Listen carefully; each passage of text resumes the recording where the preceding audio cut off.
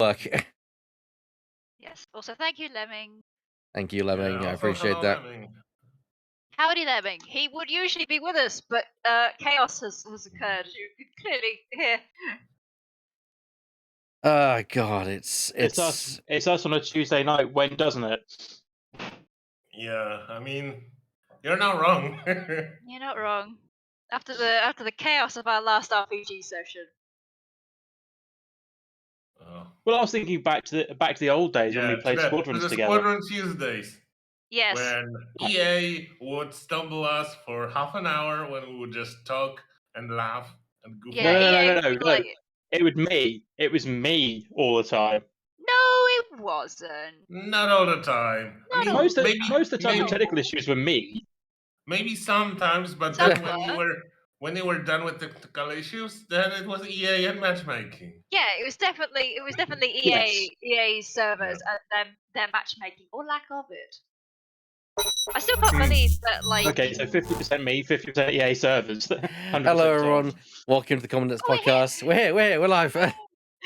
Yeah, unfortunately, my Elgato settings reset, and so that's why you probably could have heard me in the pre-show and also got it doubled.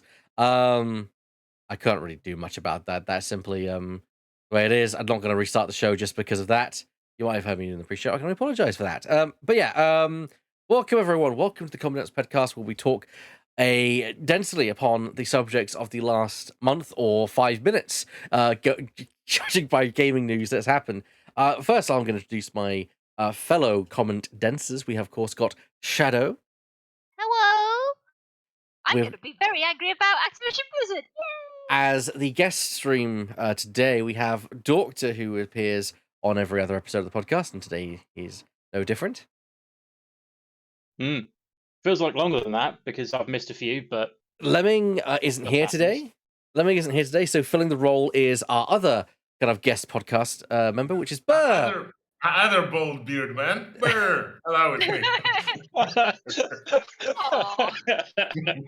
It's fine. He's even wearing the same shirt. Yes. Yes. Yes. So, in the trend of the gaming industry, we decided to remaster episode 2 of the Commandant's podcast, or at least a section of that. We talked about remakes and remasters. Before we get onto that, let's get on to the normal topic of conversation, which you start off with. What's everyone we playing this month? Shadow. There is one game that I have been playing, but we're gonna shift that under the rug for a second. I have been playing a demo of a game called You Suck at Parking, which is very, very funny and very, very chaotic. Yes, You Suck at Parking. I've seen you be playing that. It's a really cute little game. Yeah, you have to park at speed, and you can play it in multiplayer, and it's very, very chaotic, and you can't go backwards. You can only go forwards or brake or stop. It's very, very silly, and I love it, and I think our friend Weird is going to have a Friday fun times with it because it deserves it. I've also been playing Max Gentleman Sexy Business because I've been needing to, and I had a bit of a of bisexual blue screen of death at one point with a certain lady, shall we just say? Certain lady. Certain lady. Yes. we now, if anyone was wondering, what's bisexual blue screen of death? Now, it's one of those rare occurrences that does happen where someone, and I've witnessed Shadow have witnessed it several times, where effectively Shadow's in the middle of a thought process and suddenly it's interrupted by a particular image, shall we say, that spurs to the mind. I'm sure we've an object of thirst. Yes, I could almost say that it's probably something which pussycat then. No, not well.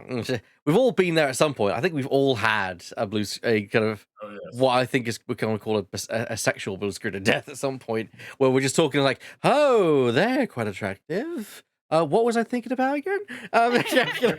Yeah. But yes, so that was quite a fascinating experience.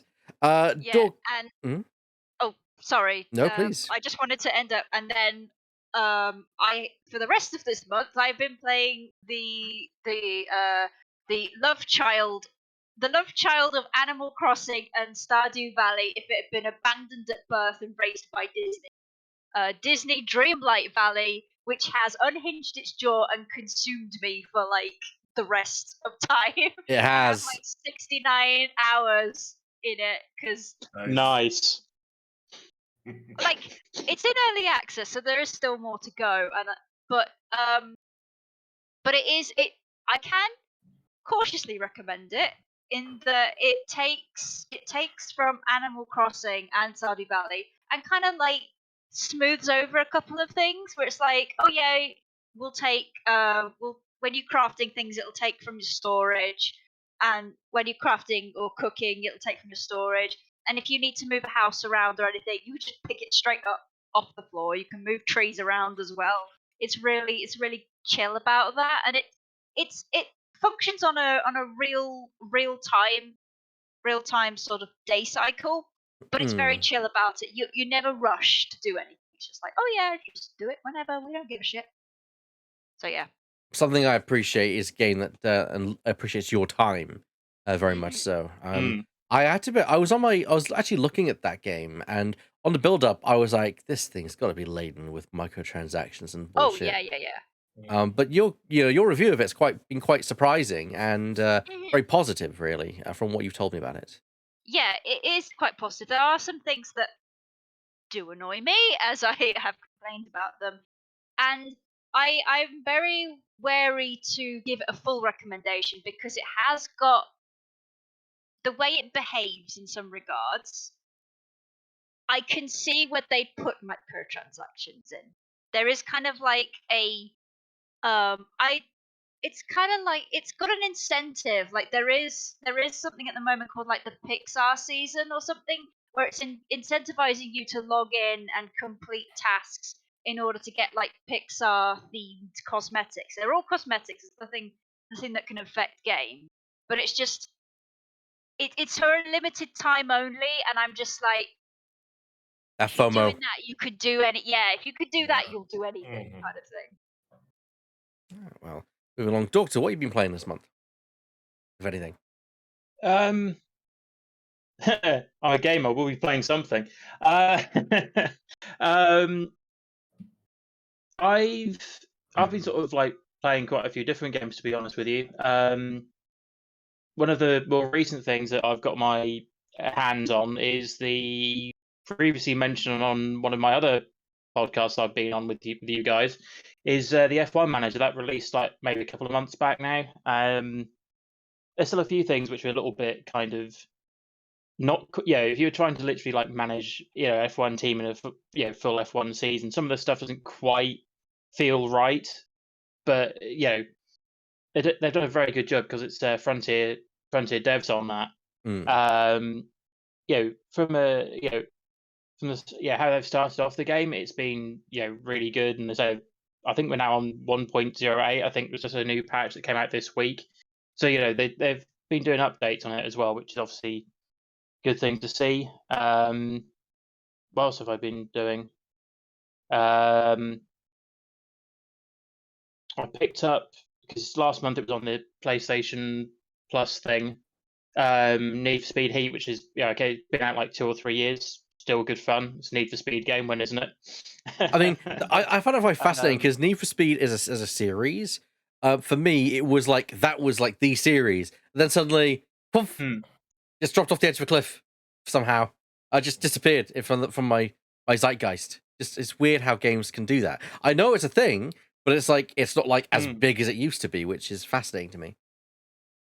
I think so with that, it was definitely one of those things though, because it's like another franchise of mine that I enjoy playing, like Assassin's Creed. It used to be like very like yearly kind of releases, and then there's a big gap because they couldn't keep up with it, and you're getting themselves into same game for same game's sake. Kind of ironic, bearing in mind that now EA have got their hands on Need for Speed and how much they like to do yearly other things. Insert topical sport-related gag there. But then they obviously had a bit of a break, and then they've come back, and they've made, I think, like 3 or 4, probably like the last 7 or 8 years. It's like seems like every other year now rather than like every year, which is, I think it's made it better though, because you got that spacing in between. It's not feel like you've got one, then you're crammed with another one. Like you can get to enjoy it a bit, which is nice. Burr, what have you been playing this month? I have been playing especially two games. One of them is a little obvious. That is a really intriguing little game. It is a bit like Limbo, except this one has a narrative story behind it. It's a sort of mixture of Soviet aesthetics and Julius Verne storytelling Oh, because it's a really great idea. It's based on an unreliable narrator, which is an Soviet officer in the late 50s, early 60s that was sent with an atomic bomb to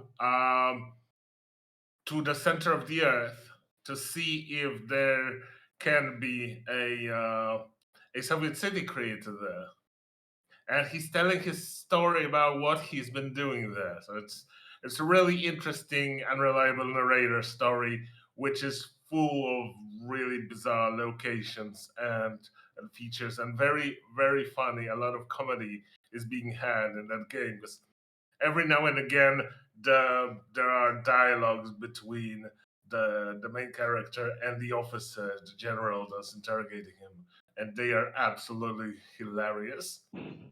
The only problem that I had with this game is that it has collectibles, but the collectibles are only available for a particular level. Once you beat the level, oh, you have to Oh yeah. return to it, and you have to go through it again and collect the collectibles.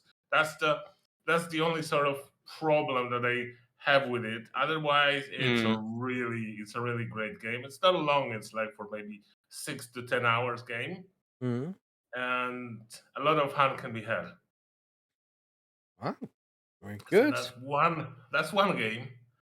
If you want to check, that's a game that was created by Chinese Room, company that's also created Dear Esther.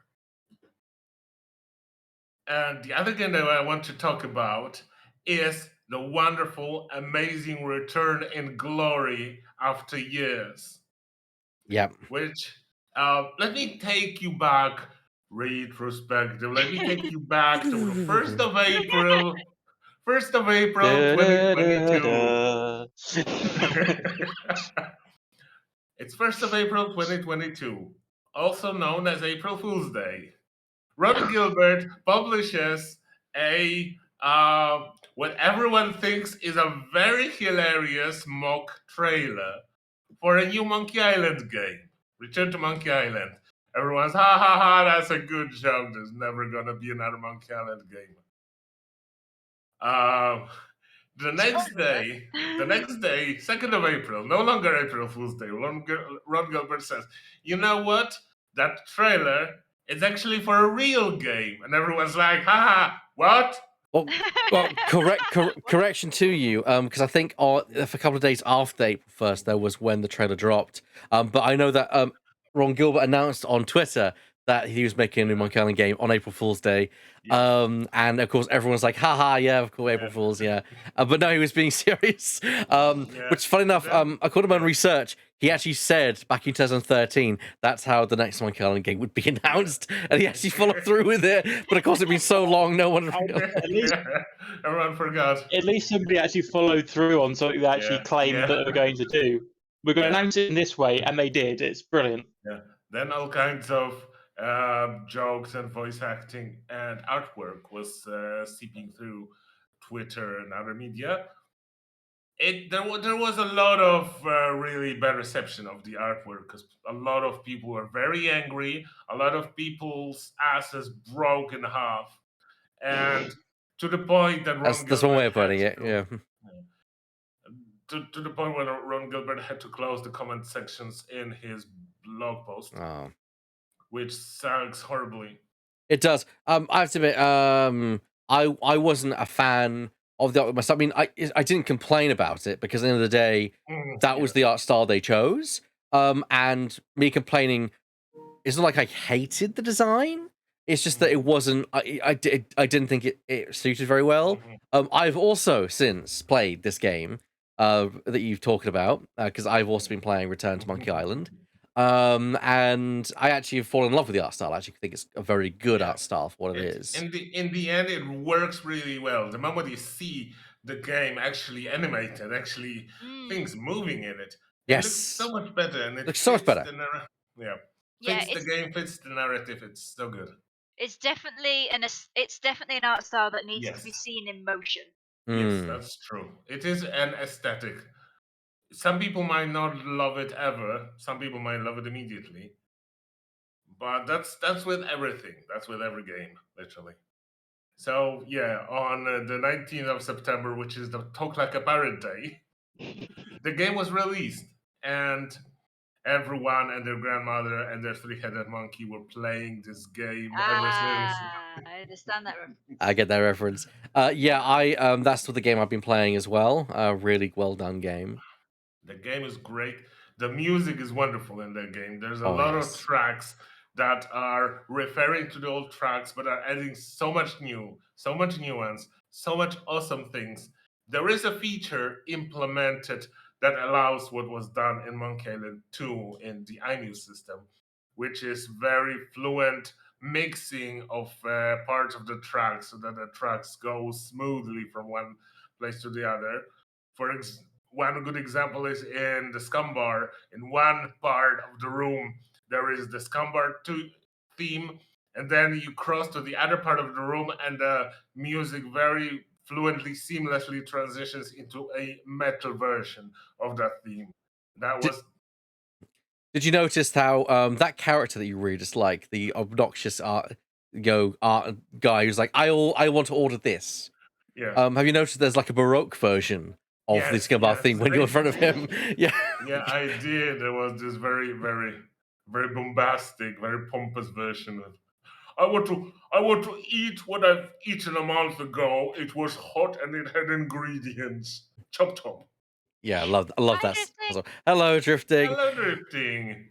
Is I've been busy playing remakes this month. I Very on brand. Very on brand. I don't know if I mentioned last time I finished Horizon Forbidden West last time, and got that finished. I then moved on to Final Fantasy The Last of Us Part 1 because that's going to be a game that is very much in the topic of conversation today, as a remake. I've also been playing Destroy All Humans, the remake.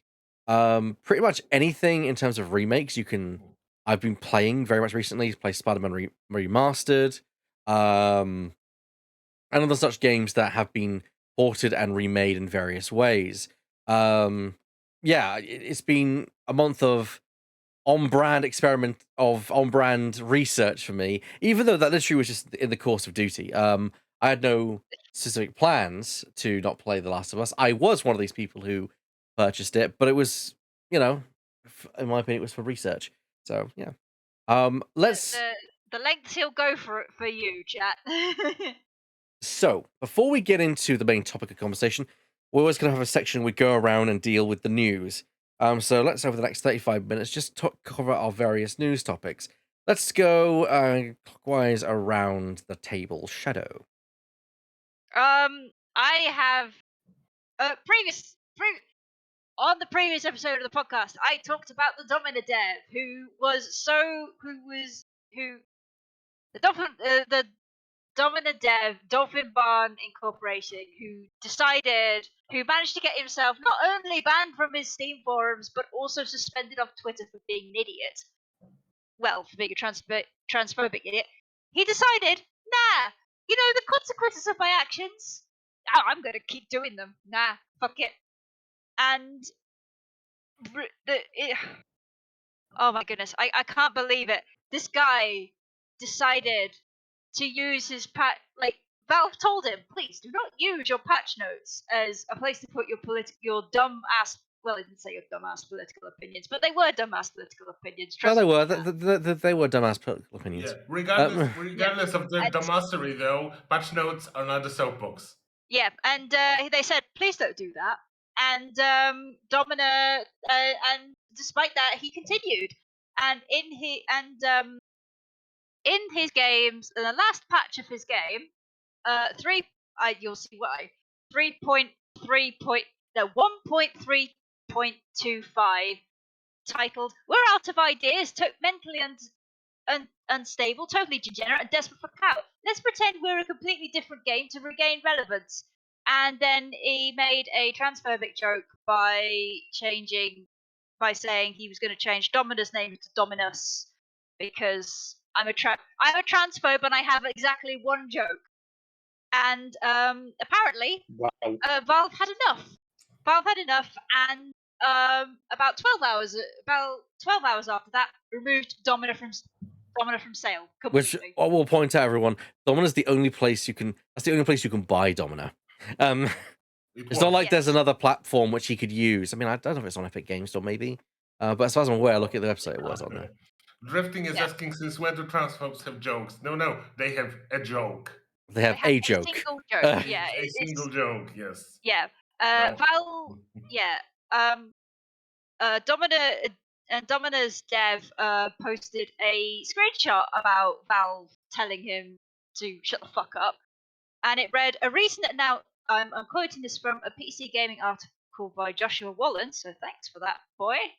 Valve's message read, a recent announcement posted to the Domino Community Hub includes insults targeting another person, referring to allegations and insults a dev made towards Keffels, a trans Twitch streamer who is currently in hiding from a harassment complaint recently had her swatted. The message stated that Valve had previously made it clear to the developer that future rule violations would jeopardize the future relationship between Dolphin Barn and Valve. With that in mind, Valve concluded that it would be ending its business relationship with Dolphin Barn Incorporated and removing all associated products from sale. And of course, the creator immediately, in the post accompanying the screenshot, Domina's creator denounced the game's delisting using a homophobic slur and accused Valve of placing him in poverty immediately before saying Domina bought Valve founder Gabe Newell millions in revenue. Yeah. In that case, you should have millions in revenue yourself. Yeah, the dev has not said he has any further plans for the game. Later posts on his Gab, which is a far right messaging platform that nobody gives a shit about, are dedicated to attacking Valve and non-binary journalist and streamer James Stephanie Sterling, who recently made a video about this whole situation and got him suspended off Twitter because he's a great whiny baby who yeah, but he's not mad. He's not mad. I highly recommend everyone to go and watch James Stephanie Sterling's fantastic video on this, where they talk about this whole situation and such, but they're not mad. They're not mad. Yeah. When you said, yeah. No, you go. When you said millions, just like Lemming in chat, I do wonder what kind of currency does it mean? What kind of currency that was that earned Valve millions? Yeah, are we talking pounds, yen? shillings, yen, drachma? Yeah, are we talking Zimbabwe dollars? Because they're pretty. There's a hyperinflation there. Maybe that. I don't know. Yeah, I'm. We'll soon get there. But yes, so Domina, the very definition of fuck around and find out. In terms of here's why you don't here's why you don't bite the hand that feeds you. Bite the hand that feeds. And the thing is, like, Valve is one of the most hands-off, like, store creator ever. To upset Valve to the point of 1, giving you a warning, 2, banning you from your own Steam forwards, and 3, getting them to delist your entire game. Takes effort. Yeah, that takes effort. Like, the last time something like this happened, they were subpoenaed for like the real names of 1,000 Twitch users or whatever the fuck. Digital Homicide decided it was the correct thing to do. The level of Valve's laissez-faire was always a point of a lot of problems in terms of Valve not giving a shit about almost anything. So you have to really be a horrible person to make Valve give a shit about that. Forgive me, people. I just had to take an antibiotic tablet, which that's why I had a bit of that. Right. So yeah, that's is there anything else to add on that, Shadow? Or is that pretty much it? unless you want me to report on the streamer who has been recently revealed as the real insider. Ooh, that's a good news. Yes. Yeah, like I gotta say, this month has been a lot of bombshells dropped. Juicy. Like a shit ton of bombshells have been dropping, and one of them. Well, actually, was, no, it's not connected to the one I was going to go. So go for it. Yeah, it's not the same as yours. But it is one of the very many bombshells that have been dropping this month. The Real Insider has actually been revealed as YouTuber and streamer Dan Allen, who accidentally revealed that he was by not logging into his Real Insider Twitter account before he posted something. Oops. Whoops. Yep, so another PC Gamer article by Andy Chalk. Streamer Dan Allen, who's revealed yesterday, is the person behind the Real Insider Twitter account that leaked, among other things, Ubisoft's big Assassin's Creed presentation, has apologized for his action in a new video posted to his YouTube, saying he did it all for the clout and the buzz. I mean, at least he admits that this way he did it. Yeah, he leaked several major game reveals, and he has broken at least one major NDA in the process. He is gonna he's gonna get sued. Yeah, like you don't do that, and I think this is not great for how YouTube I'm not part of games media in general. I like to stay as far away from. Well, I stay sort of listening to what's going on inside it, but not part of it.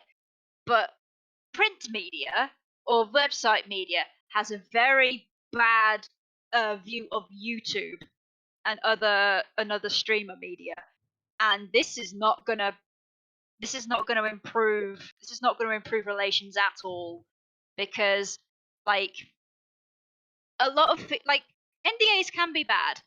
Let's be honest. Some NDAs can be bad, and it can tie journalists' hands when they want to say, "Hey, this game is actually kind of fucking shit," but they can't do it because the publisher just won't let them. But other times, NDAs are to be respected, kind of thing. It's you can't talk about this game until we're ready to show it. As as El's news topic will show you exactly why. But yeah, you don't know that it's incredibly dishonest and not great.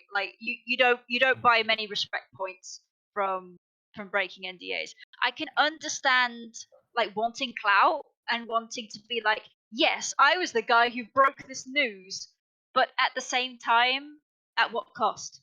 At what fucking cost? It's it does come down to idea of what at what cost in that respect. And this is effectively one of the largest things to happen, and there's trust in there. But like how when I was working in a gaming store and when I talk about it was board gaming. David, do you remember the when X-Wing 2.0 was announced? When they had that announced trailer at the for that one stream they were doing, FFG announcing that they're doing X-Wing 2.0 as a thing. I knew about the news about 20. I can't overly remember, but I actually knew I about. don't overly remember too much about it, but yeah, it's just one of those things. Most of the days seem to blow into one. But I actually knew about that about 2 hours prior to everyone else did, because FFG sent around a packet saying, "Hey, look, this is what's coming," and I wasn't allowed to speak to anyone. And that especially as two of your best mates were playing the game at the time. Yeah, I couldn't go out and say, "Hey, I guess what I heard." I can't do that. That would put us in jeopardy as a store if it was to ever get out somehow that I had leaked that. Even though, yes, it was only 2 hours difference, there's a trust thing there. If you as a company can't trust your distributors and your stores, then there's no relationship there. So the fact that this guy has broken several NDAs is not a small thing. He will get sued by multiple companies for breaking those NDAs because part of a company's reputation is to announce a game and have control over the hype and the build up that's associated with that. When something is leaked, it then starts that build up ahead of time, or even needlessly if that maybe the things change. It's now Yeah. out of their control. Yeah, and Yeah, it also makes the companies very distrustful of other YouTubers. yeah. Mm, Especially YouTubers, because just like Shadow said, especially YouTubers. the traditional media don't really like new media, and usually people at traditional media and people at game dev go way back, so there might be a lot of pressure from print media people saying like, hey, you maybe don't give that many privileges and write NDAs with those YouTube people, because remember what happened with the real what was it? The real The Real insider. Insider. Yeah. Mm. So they will be reminding people at Ubisoft and other companies what happened. And also, this guy's kind of tanked his career. That's it. It's over for him Oh yes. because Oh yeah. no one will ever trust him again. Yeah, and Mm, I do want to say that this is not a case of we're not completely on the company side here. We like there is games journalism, especially in some regards, can be quite incestuous with the publishing companies Interesting because choice of sometimes words. Mm. yeah, but you know That's sometimes they the, can the get the choice quite of words. The choice of words is not without a reason, though. Good point. yes, yeah, because sometimes games media doesn't really hold some publishers to account. Yeah. I am looking specifically in Ubisoft's direction. Good point. I mean, a lot of Gamergate was So precisely about that, about the let's that not the get into get Let's not get into let's not no Gamergate. no. Let's not walk upon that radioactive ground. But yeah. that the, there is a conversation that must be had about how close journalism is with the game publishers, because that is because sometimes because when you gaze into the void, you got to be careful, Yeah. because sometimes the void gazes into you, kind of thing. Wow, I think So we've pretty succinctly kind of dealt with that topic. yes. Let's move on. Next would be Burr. Your news about Ah. Overwatch. Okay. Yes. Oh yes. Maybe it'll So be that Bird bitching yeah. this time, not me. So Hopefully. so a week from now, on October the 2nd, is the last day of Overwatch 1. After that day, the servers are being shut down and they are being modified. There's a tech break for 1 day on October the 3rd for people to download the new game Overwatch 2, and servers are changing to support Overwatch 2. And starting October the 4th, there is a new Overwatch. Overwatch 1 is no longer. It won't work. Nothing from Overwatch 1 will work. We're all switching to Overwatch 2. I mean, Fuck by preservation, am I right? yeah, by we all, I mean people Mm. who still play Overwatch. Funny. I I think this happened with Reforged. Sorry. Yeah, well, with Reforged, it was much worse because Reforged was not really properly tested at all. Luckily, Overwatch 2 was kind of open beta, closed beta, tested on and off since spring this year. So people have a bit of a good concept, at least about gameplay and certain elements of that game. So it's not that bad, but it still will have a lot of issues. Hmm. Because let's start from maybe those. Yeah, let's maybe start with those smaller issues that are in the game. Hey So Blizzard. Fuck you. yeah, so people who've been playing closed beta are saying that during those times, the matchmaking times were just horrible, abysmal. Sometimes, if you weren't playing support, they were sometimes reaching up to 20 minutes. Oh, that not reminds me of beta. World of Warcraft. That's a Yeah. normal. That's a normal Just DPS. That's a normal yeah, DPS queue. yeah. But just for Overwatch, it hardly ever was that. It was usually within like 2-3 minutes for matchmaking. Sometimes it would get Crazy. 10 when it was a very bad day. But Wow. that's also part of the fact that now in Overwatch 2, there's going to be a reduced. The teams are going to be reduced from six versus 6 to 5 versus 5, which is more in the standard of that kind of games, where usually all the MOBAs and a lot of other games like hero shooters like Apex Legends or Valorant would be 5v5. And there is Apex is 3v3. 3v3. Okay, sorry. For That yeah. 3v3 max. Yeah. Okay, you're right. You're right. So there's very limited number of roles. There will be just one tank available for team. So if you're a tank, you're gonna have very long waiting times for you to put you in one of the teams, because there will be a lot of people wanting to play tanks, not many slots for that. Um, the A lot of Overwatch players are gonna escape Overwatch 2 because it's gonna be not exactly their pace, their speed of game anymore. Because Overwatch 2 is going to be much faster, much more DPS, much more damage based. So a lot of people who preferred slower kind of pace are going to be feeling left out, especially since there's gonna be no way to play Overwatch 1 anymore. So people who don't like Overwatch 2 have nothing else to go through, except maybe alternatives like Gundam Evolution that Lemming is playing. Lemming What has been playing recently. one thing I want to question: has there been ever like something like this happen before in terms of games? I mean, MMOs they get updated, but usually the content that was there before Mhm. was there before, unless there's like a talk about a big overrunning. Has there ever been like a sequel that locks you off to the previous game where you can't access it and you must play There the most hasn't, recent game? yeah, there Uh, hasn't been. I can't recall really. I the can't recall anything like only Yeah. it.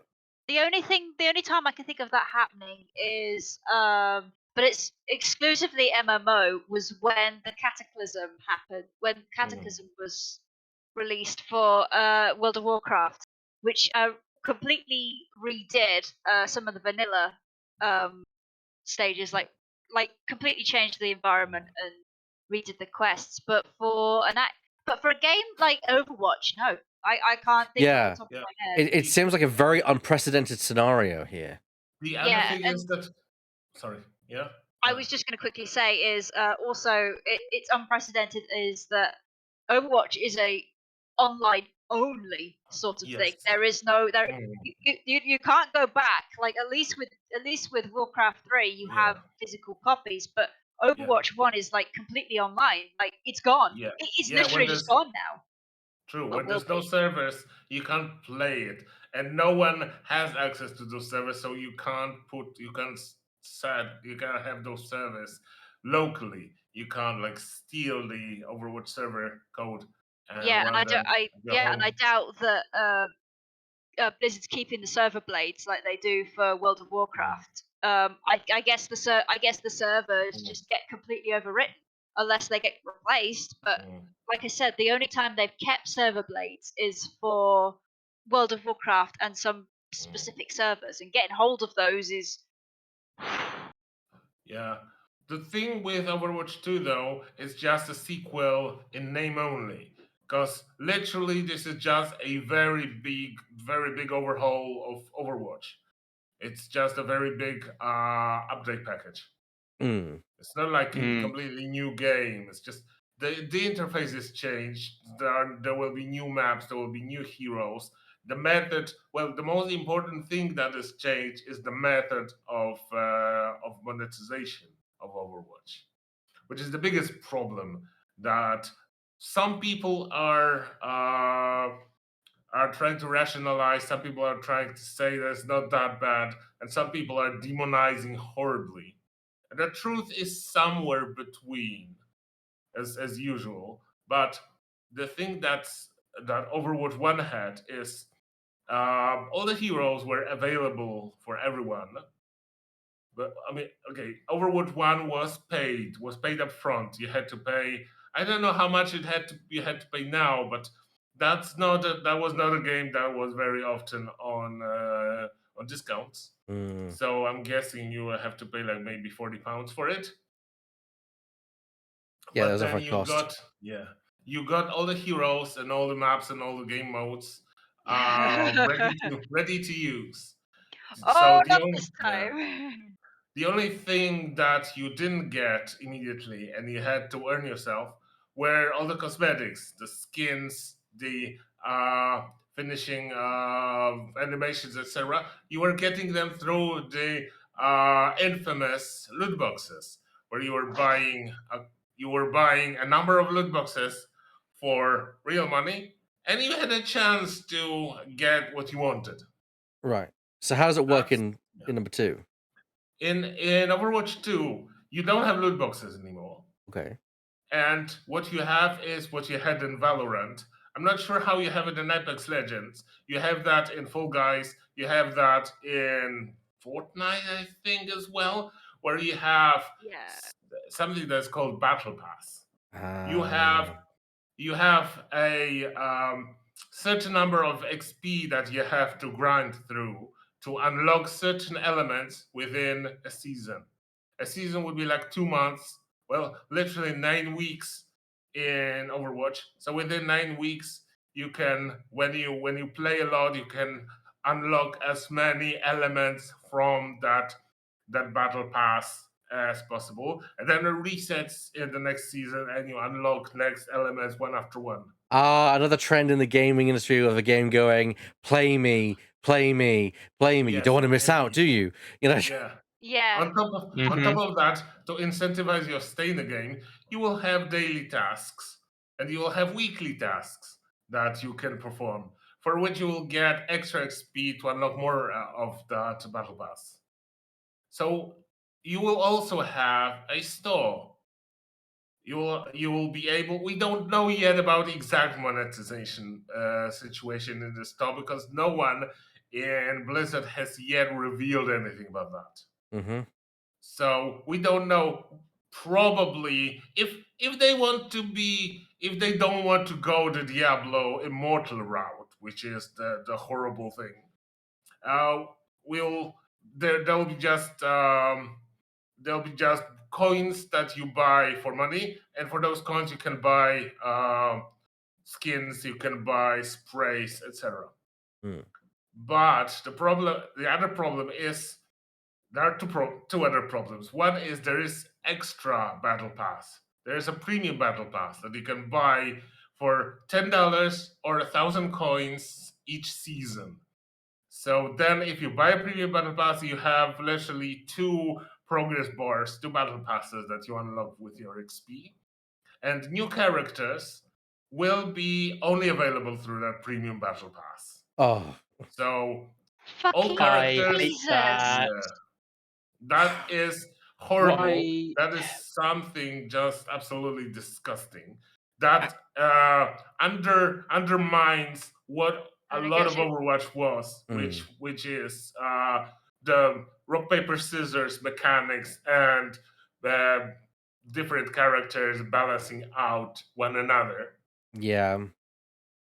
Yeah, we need to wrap it up on the news front. But regarding that, it's just another example of a game saying, or games company being like, gamers paid us £40 up front.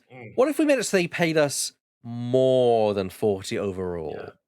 Because of course, once the problem is, once you paid that 40, they're like, we've got you 40, but you don't want to pay us anymore, and we can't force you to pay anymore. I guess now our choice is to make you pay us £10 a month, which people say, oh, it's only a £10. Yeah, but if you do that 4 times, you now pay the same amount of cost you paid for Overwatch, and that means that you need to then pay that. Front. And then, of course, you're Yes. going to pay it more. I know we have to wrap up. Just wanted to add one more thing. The thing that we found out just a minute before the stream. Oh, Which we're still is finding stuff out, by the way. I oh can we see are the Discord, but we're gonna oh keep boy it. We're gonna keep it short now. we're gonna keep it short. Which is that people who have played Overwatch 1 or are gonna most likely keep all the things that they had, including all the characters that they had. But people who have never played Overwatch 1 and are just starting with Overwatch 2 will have to grind out the characters, the battle modes, the maps, the chat. Well, maybe not maps, but chat features. There's a lot of things that they will have to grind out. Oh, but if you pay $10, you could get those. You could get those heroes immediately. Yes. Just So the if you- heroes or the maps as well? From just what I could see on this PC Gamer article, it just says pay $10 to get them immediately. Okay. I think that's per. It might be per hero. I'm not sure. Per hero? No, I don't think don't it's know. gonna be. I don't think it's gonna be per hero. Yeah, if it's per hero, that That'd be is ridiculous. ridiculous. Yeah. Yeah, That is I'm ridiculous. reading to quickly quote this article. Fresh accounts that start with Overwatch 2 will have access to a limited set of game modes, heroes, and some other restrictions to onboard them more gradually, Blizzard wrote.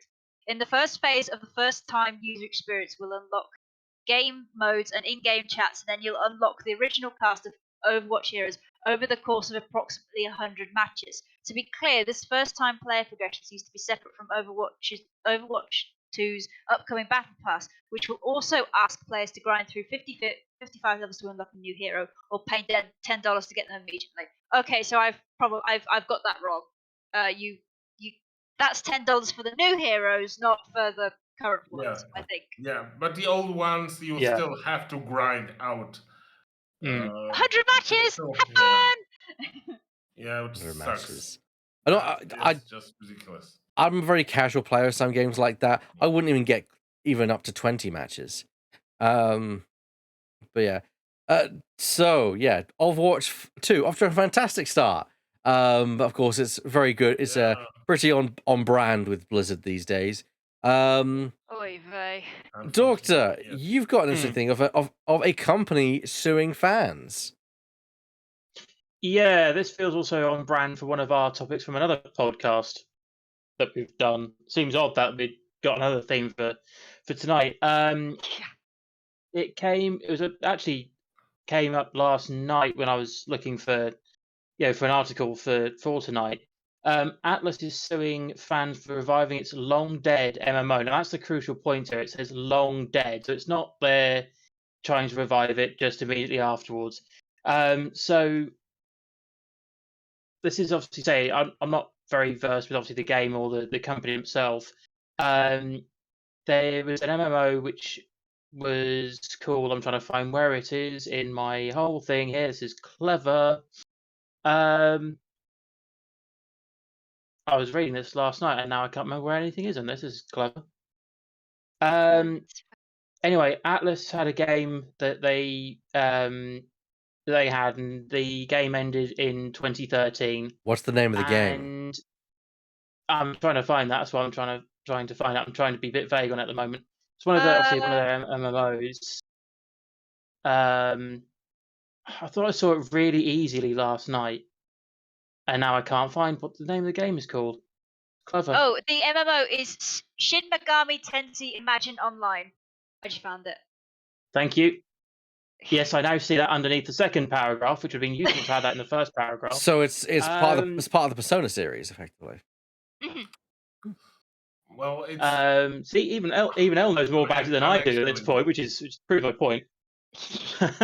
Even I only know that Shin Megami Tensei is associated with the Persona series. It's Persona series that is a part of Shin Megami Tensei world, but yes. But so it says in the article, MMO has been dead since 2013. The game's official servers were shut down in May 2016 and was revived through a fan server cropping up sometime in late 2020. A website that Atlus says is a blatant copy of the original image website was also allegedly operated by another sort of user as well, which is kind of like crazy. But it also gets onto one of our other points, which is like game preservation. Yeah. Because obviously, the first point is, the game was dead. The servers have been dead since May 2016. Atlus The themselves server had no popped up shown late interest in yeah, late preserving it. 2020. Near enough now, 2 years later. Apparently the original suit was filed at the end of last year, December last year. But yeah, the odd thing about this as well is it says, despite this is a good point, despite the servers being dead for over 6 years, the developer is seeking statutory damages for up to $25,000 per I'm violation of the sorry. DMCA. I'm sorry. What? Damages for what? You weren't even supporting the game. Yeah, up to $25,000. That's Which- 25 and then violation. 3 zeros Per afterwards. violation. Per violation of Yeah, the per DMCA. Per violation. Wow. Yes.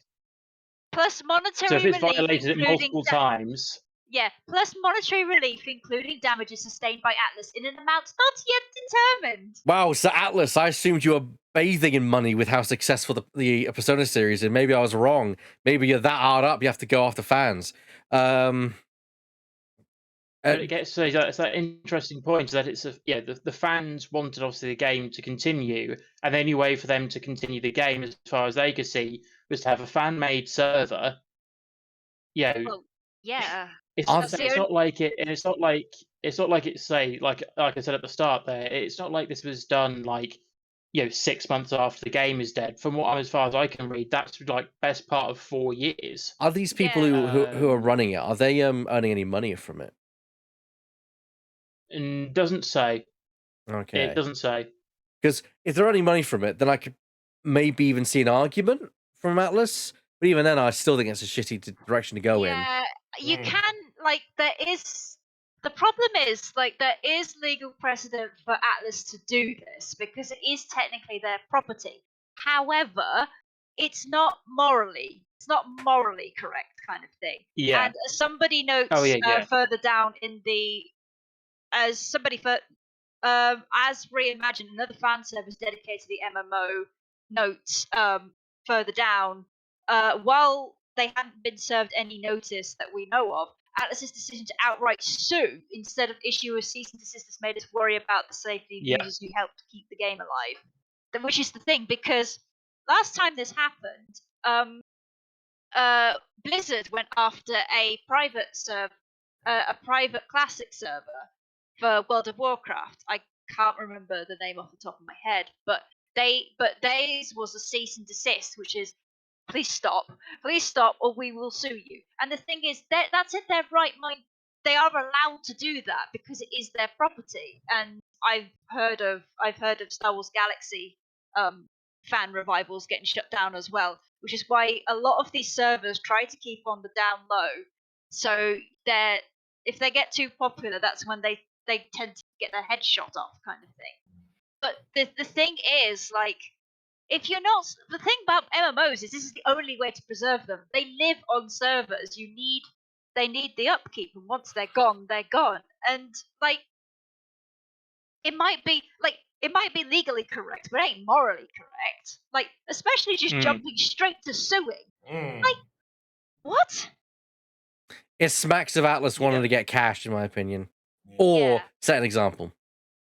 Probably both. Probably a bit of both. I feel like both, because they like Shadow said, they might be legally correct, because if you don't protect your IP, then that gives also people the precedent of saying that this IP has been used as not your IP for such and such time, so it is taken away from you, or I don't know. I'm not a legal eagle. I can't tell you how it is. No, neither of us are. Yeah, I also think. Sorry, but if I may, it also seems to be a difference between Western devs and Eastern devs. I've noticed that Western devs will give them cease and desist. It's could you just not? As soon as things get popular, could you just not do that? Could you just piss off, please? Shush, go away. kind of thing. But they're not likely to move to the suing unless they persist.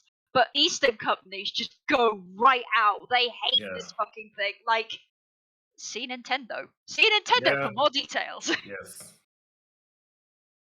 Yeah. But it's obviously that thing. It's like they were trying to do the thing of obviously trying to keep a game alive, and obviously in this case they're going to potentially get hit with a big, massive lawsuit and a big, hefty, fine for doing so, which is Unfair. It doesn't sort of sit well with me, because it's like it's a fan server. There's never sort of like a little thing where like companies saying we're going to potentially be ceasing support unless we can get this amount as like a relatively respectable amount for how much it costs to keep a server online, then do it like a crowdfunder. If the people were like earning money on it, that, then I'd maybe see a bit more of their point, because of course they are. But if they're literally saying, look, just pay us what it costs to keep the servers online, then it's like, well, that's maintenance, Exactly.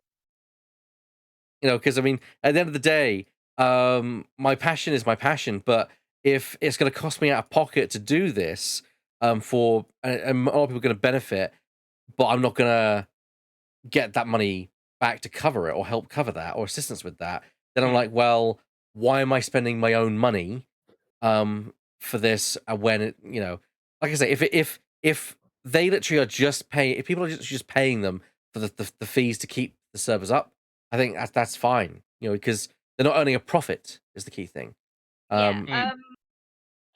Sorry, gents. I'm gonna just agree with Drifting. It's like Anne Rice going after fanfic writers back in the day. Like technically within her right to do so, but morally objective to go after fans who just want to just want to show their appreciation. And I agree. It's not exactly the same, because of course you need to, because there's also monetary for service and stuff like that. But it's not great. It's like there's an unspoken kind of rule between content like copyright holders and fans, is like, you don't rip off our stuff, and we just leave you the fuck alone. Because any copyright holder worth their fucking salt and has any fucking sense knows that fans will keep your piece of media alive forever. If you look after them, or they just are left alone to do their own thing, they will keep that piece of media going. Like I mean, Bram Stoker's Dracula is still fucking going at the moment because of a daily Dracula thing on Tumblr. I mean, that's going. And as Drifting says, it's biting the hand that feeds you. Because if a fandom wants, it will drop. It can drop you, and it will kill your media stone dead. We're going to move on to the final news thing, which is mine. I'm going to go through this as fast as I can so we get onto the topic of the day. And that is perhaps the biggest news of this month. The kind of like bombshell, the atomic bomb news of the month was perhaps the most largest illegally obtained access and download information ever, as Grand Theft Auto 6 gameplay was released. And we're not talking like, a video. 90 videos of an in-development build of Grand Theft Auto 6, an alpha build of Grand Theft Auto 6, was leaked to the internet in an unprecedented leak literally a few weeks ago actually it was just over a week ago on the 23rd.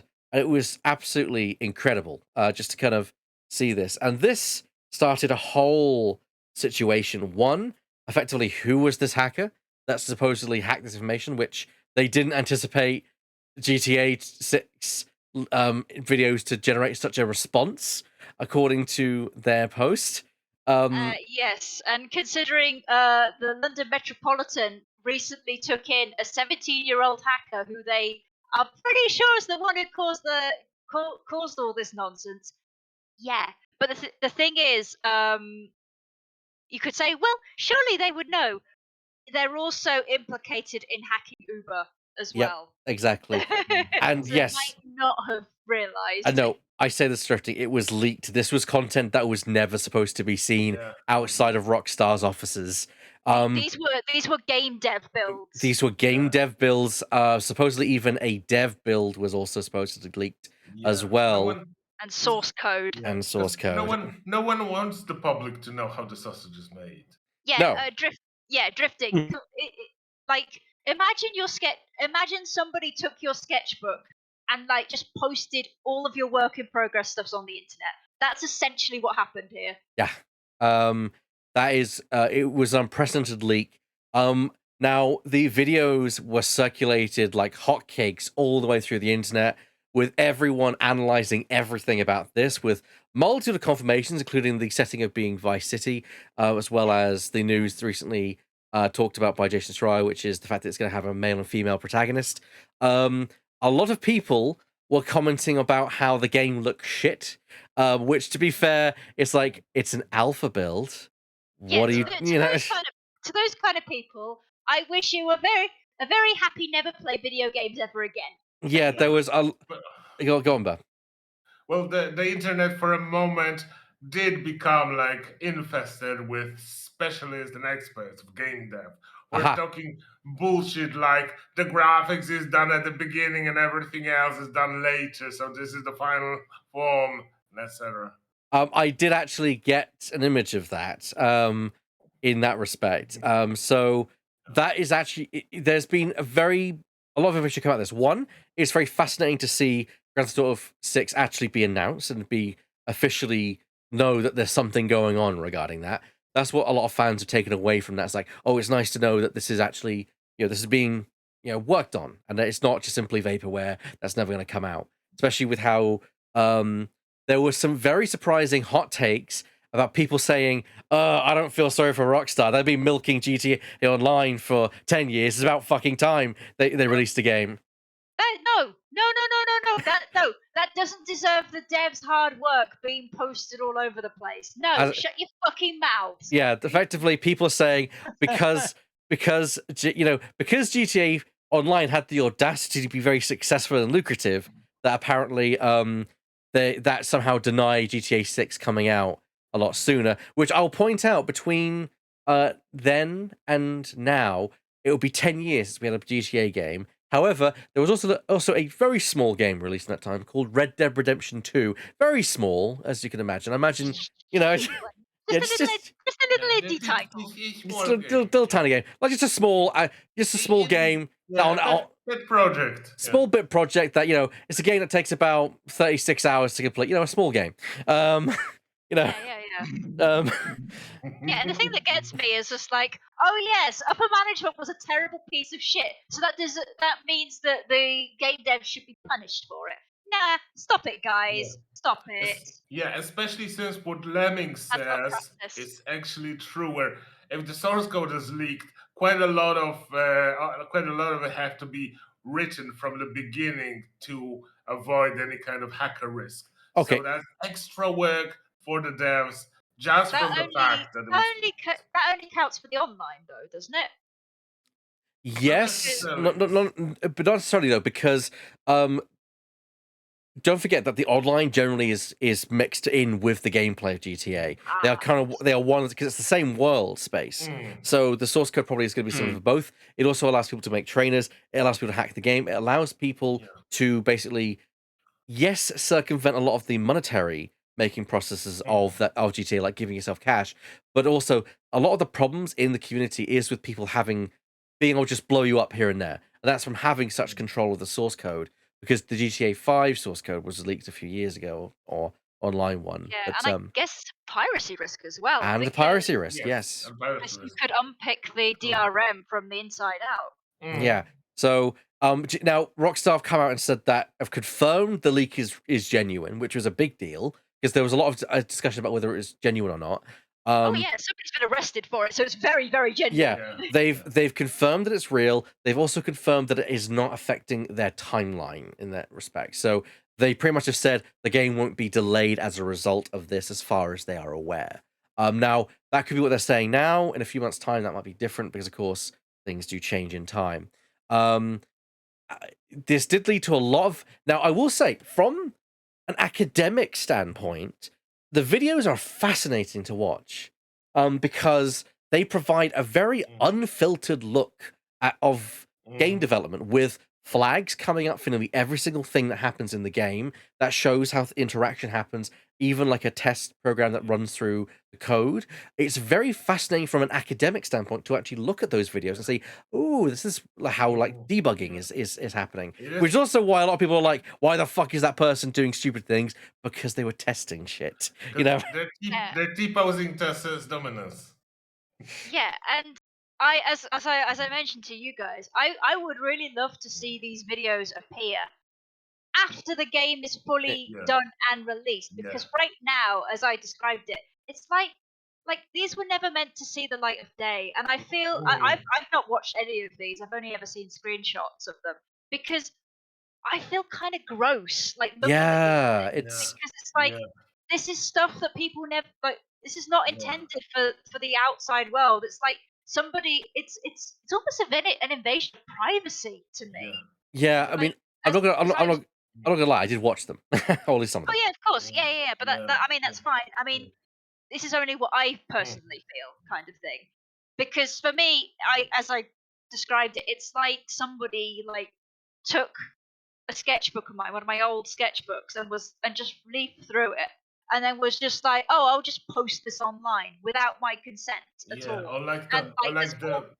All my work in progress, all these just everything is just out for everyone to see. And some of that shit, I don't want people seeing that. Yeah, on the notes or first drafts of your stories. Yeah, exactly. And it might be completely innocent. Like people might look at it and go, "Oh, that's quite interesting. Now I see how you do da da da da da."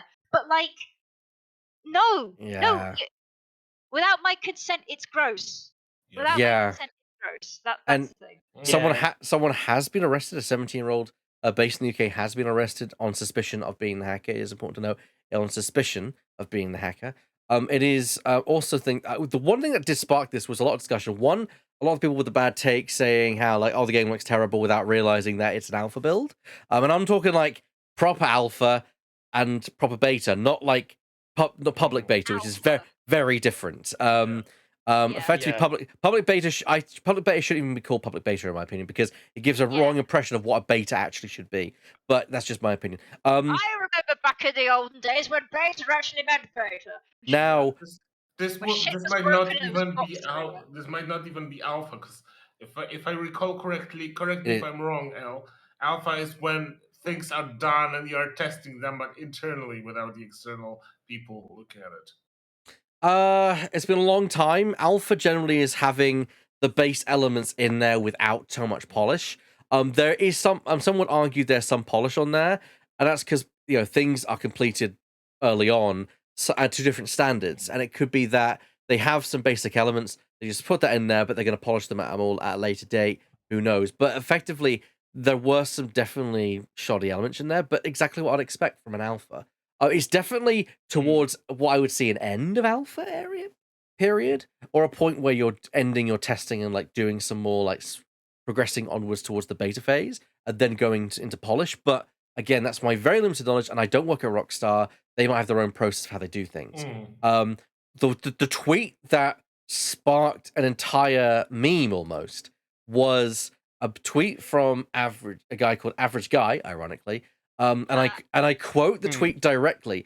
If you knew how game development goes, you'd know that visuals are one of the first things done. This game is 4 years into planning and development. What you see is almost exactly what you will get. The next year is mission coding and debugging, all back-end stuff. It does look arse. That is a direct quote. And ladies and gentlemen, guess what happened? Ladies and gentlemen, non-binary folk, guess what happened next? He got ratioed hard by the gaming industry, by actual developers saying, the graphics are finished first. Here's what our game looked like in its alpha stage, including games like, we're not talking about small games, Horizon Zero Dawn, which was showing when they had guns in that game, and it was like more like a third-person shooter than it was the adventure game that is now, shooting at a Thunderjaw that looks like it's made out of plastic. It's a Control with barely any graphical fidelity in it at all. There was a game that literally was just shapes before it had its art assets put in, and everyone's saying, "Well, that's a video." To prove a point that development at this stage in the game can be vastly different and very different from what the end result you get is. I mean, Yeah, let's, 'cause, let's, I think Horizon's the best example. They had guns. It was supposed to be like you were a soldier and Yeah. you were fighting dinosaurs. That the whole idea of being a the next part of the human society where they revert to tribalism with bows and arrows. That stuff didn't get done until after that video, which is very interesting. They had the idea we fight dinosaurs, robotic dinosaurs, but not like the character concept down, which is fascinating. Mm.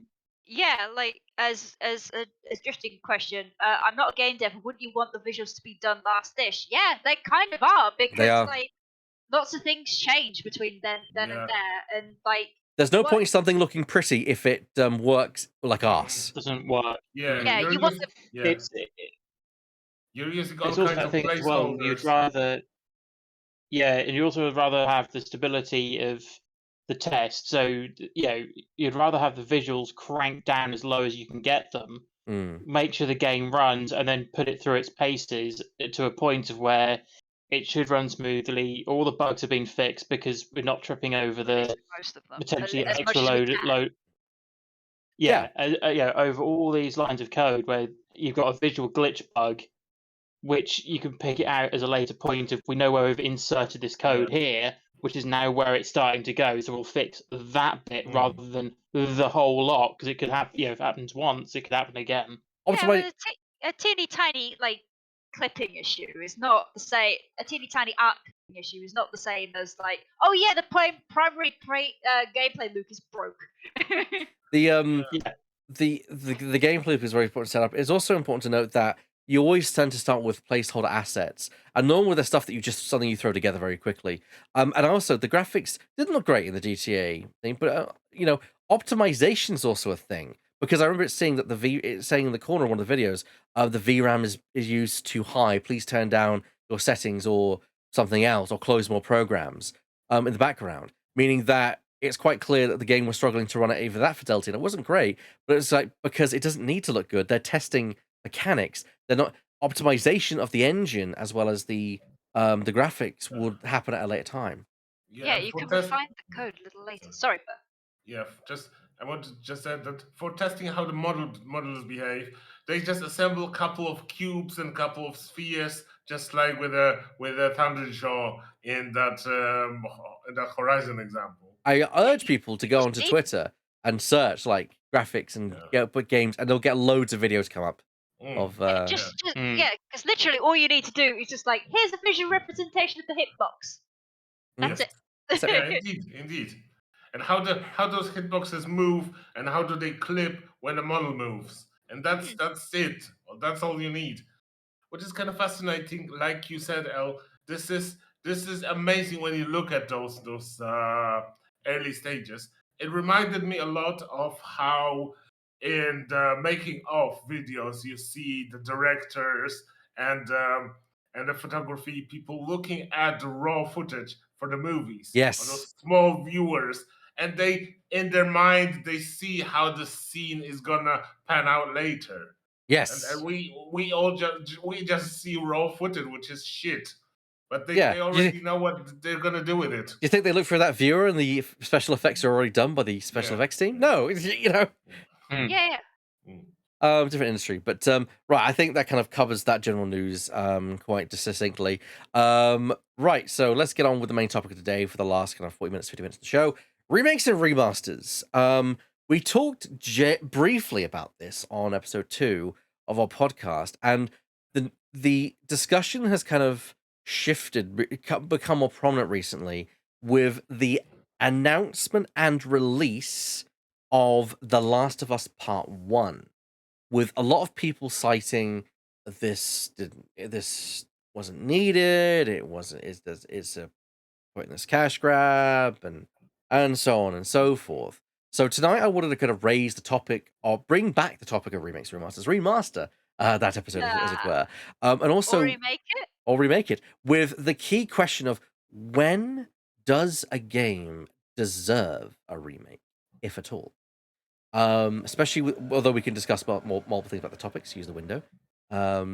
Because I will. One thing I originally didn't didn't agree with The Last of Us being remade. I also felt like it was pointless. However, I've since played part one. Actually played part one twice over this month. One for a main playthrough, one for like a trophy run. So I've had enough time to be able to, I think, give a good answer about the game. And is it mostly a graphical upgrade? Yes. There's some presentational aspects of the game that are very different. The UI is much more closer to how it is in The Last of Us 2. There's more consistency with how things were presented in The Last of Us 2 now compared with The Last of Us 1. So there's that consistency between those two games. Furthermore, there has been no retcons, no extra scenes, no extra dialogue or anything changes. It is mostly a graphical upgrade with some mechanical things in the background. Um, One of the things that changed my mind about whether it was desired was the accessibility options. Because The Last of Us Part 2 was lauded for having a very robust accessibility suite, to the point that even a mostly blind player could play the game. Um, that's something that wasn't in the original Last of Us, or nor was it in its remastered. And it's something that was part of the engine, because the engine that was used in The Last of Us Part 2 is the same one they've used for Part 1, but it is different from the original engine they used in The Last of Us for PS3. Um, so that I think is a big important thing. And I think people overlook that. Do I think it was worth $70 or in my case, £50? No, it wasn't. I think it's a lot to ask for. I also think that a bit of a sales pitch. Of course, there's the HBO series coming out soon, and by the time that comes out, the PC version of The Last of Us Part 1 will be released, meaning they can promote that and say, well, the tie-in game to the TV series and things like that. So there is some marketability aspects of it. However, one thing I think people are forgetting, Demon Souls was part of the PS3 generation as well, and that got remastered, and people loved that. Dead Space is getting a remake. That was part of the same generation as when The Last of Us was released back on PS3, but people are liking the fact that's getting a remake. So clearly, there's some kind of line here when a game deserves its remake, and those past that line, whereas in some people's opinion, The Last of Us doesn't. What are people's thoughts on that? Well, no, Shadow, you wanted to say No, no, no, something. no. You started. You started first. You go. Okay, so well, first of all, Demon Souls has been released like pretty close to the beginning of life cycle for PS3, whereas Last of Us was PS3 swan song. That's true. I will concede that point. Yeah, that's about a 5 years. I think 5 years difference. 'Cause Okay, maybe more. for context of the audience, because Drifting had raised a good point. Life cycle of the PS3, it launched in 2006 across the world, and that's when the PS3 launched. The PS it was discontinued in 2016, but the PS4 Is I think 2013 or 14. something like that. Let me just That's double pretty check. young. 2013 is when that debuted. So you're looking at 8 years, which is a standard cycle Yes. for a console. Yeah.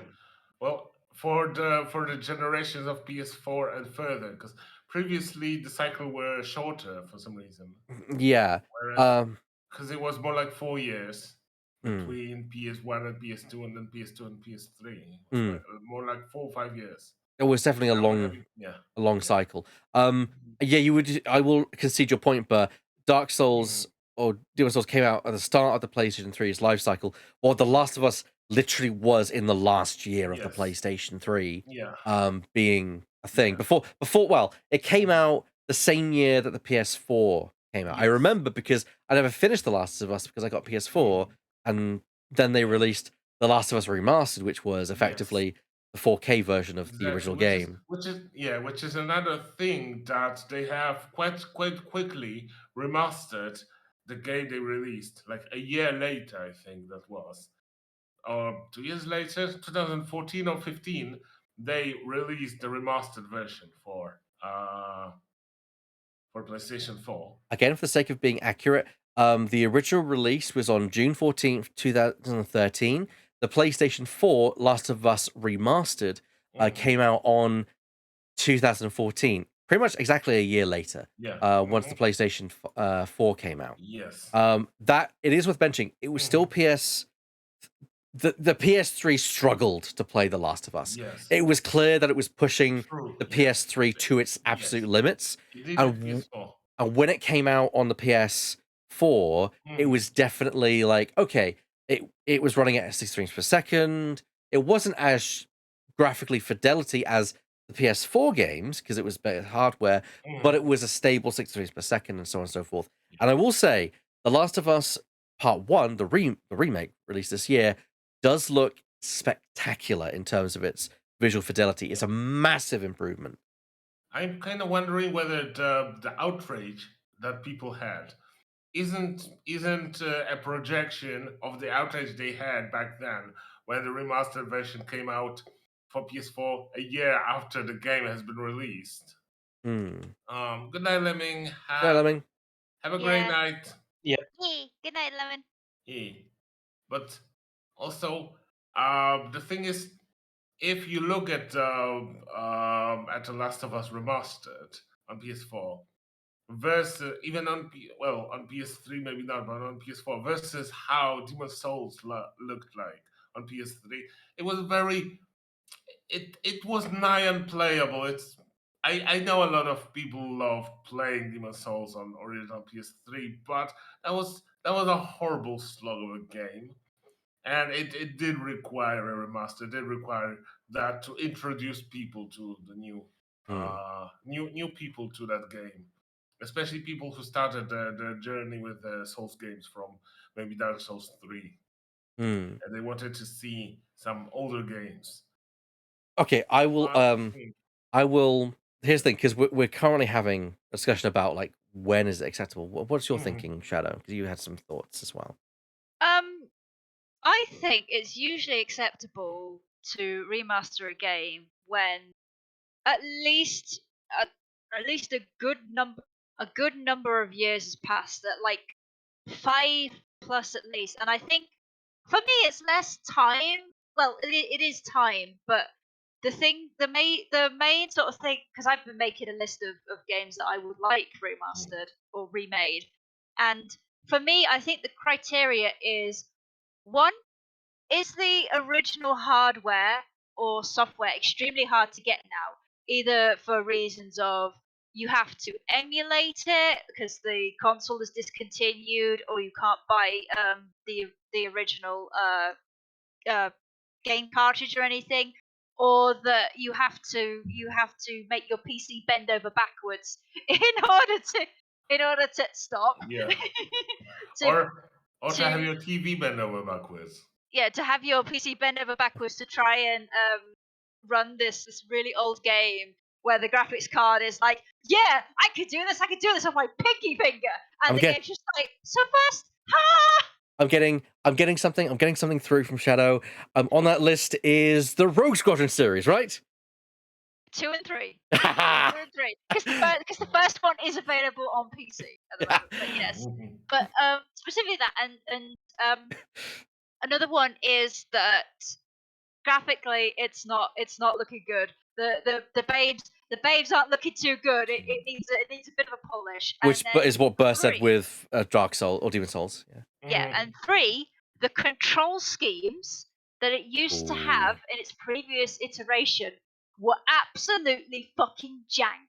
And I say this specifically in regards to Dragon Age Origins, because I would like a Legendary Edition like remaster, like they did with the Mass Effect trilogy, well, the Shepard trilogy, I should say, for the Dragon Age series, because that would just be perfect to bring, or because you've got Dragon Age 4 out there somewhere, you could bring up Origins, 2, and Inquisition and bundle them all together. It's funny you meant Origins, in particular, is extremely janky. It was released in 2009, and my god, 1, does it look it, and 2, does it play it? It's so fucking janky. It's so hard. I never It's I just never considered the control scheme as an option because you're right. Funny enough, I have the Kingdom Hearts collection as part of my collection, and in Kingdom Hearts 1, that was back in the PS2 days, where it's like, you know what? Why don't we have the camera controlled by the L2 and R2 buttons? no, No. don't do this.